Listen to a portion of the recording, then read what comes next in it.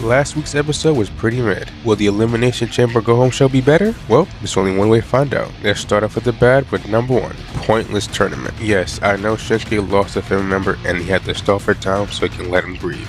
But doing a tournament just to end it with the exact same result was pointless. But hey, at least the matches were good.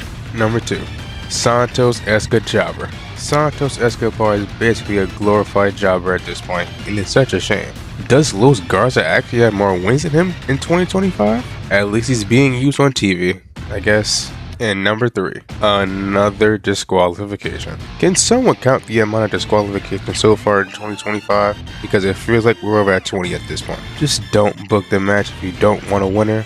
But at least Mellows was a nice callback to Eddie, so that was entertaining. And now let's move on to the mid with number 1, Heroes Homecoming. Trisha's opening promo was a pretty nice one, with the crowd absolutely loving it. She also gave some random fan a one-of-a-kind, special, probably worth thousands of dollars jersey. No, I'm not jealous, you are. Number 2, solid tag. The 6-woman tag match was a pretty solid one, with each member getting some spotlight. Surprisingly, Roxanne got the win, and an Alexa Bliss DDT for her shovels. And number 3, The Rock's promo? The Rock's promo was more weird than good or bad. I still don't know how to feel about it, but I do know something crazy is going to happen at Elimination Chamber, and I'm so hype. And now let's move on to the good with number 1, Chelsea's crowd work. The crowd went from cheering and chanting her name to booing her in the same promo. Now that's great crowd work. Number 2, tag team turmoil. All 5 teams had an all-out brawl, and it looks like at Mania is going to be a 5-team ladder match for the Smackdown tag titles, and I can't wait.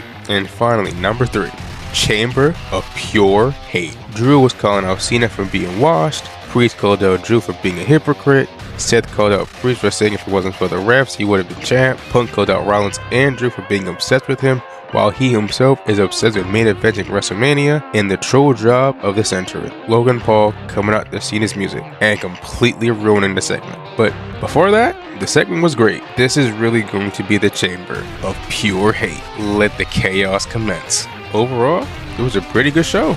Way better than last week, and a much needed improvement over these last couple of weeks, because SmackDown has been kind of feeling lacking lately. Hopefully, post-Elimination Chamber can keep that momentum going. You can keep the momentum going by commenting what do you think of this episode of SmackDown. And while you're down there, don't forget to like and subscribe and hit that noti bell for more wrestling videos. This is the Ghost of Wrestling signing out. See ya.